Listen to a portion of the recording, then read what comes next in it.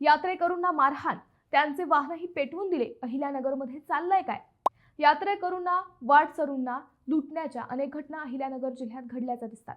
परंतु आता यात्रेकरूंना मारहाण करून थेट त्यांचे वाहनच पेटवून दिल्याचा धक्कादायक प्रकार समोर आलाय. राहुरी तालुक्यातील म्हैसगाव येथील काही यात्रेकरू संगमनेर तालुक्यातील खांबा येथे 29 डिसेंबर रोजी सायंकाळी यात्रेसाठी गेले असता त्यांना लाकडी दांडे व दगडाने मारहाण करून चारचाकी गाडी पेटवून दिल्याची घटना घडली आहे. येथील काही भाविक यात्रेसाठी खांबा येथे गेले होते. त्यावेळी तेथे गाडीचा कट लागल्याच्या कारणावरून वाद निर्माण झाला. मात्र त्यानंतर काही लोकांकडून म्हैसगाव येथील यात्रेकरू महिला व पुरुषांना लाकडी दांडे व दगडगोट्यांनी मारहाण करण्यात आली. तसेच म्हैसगाव येथील यात्रेकरूंची चारचाकी गाडी पेटवून देण्यात आली. यामध्ये अनेक जण गंभीर जखमी झाले असून त्यांच्यावर रुग्णालयात उपचार सुरू आहेत. तर एर्टिगा चारचाकी गाडी पूर्णपणे जळून खाक झाली आहे. मंडळी, अहिल्यानगरमधील हे दहशतीचे वातावरण जिल्ह्याच्या प्रगतीसाठी किती पोषक आहे? काय वाटतं? कमेंट करा.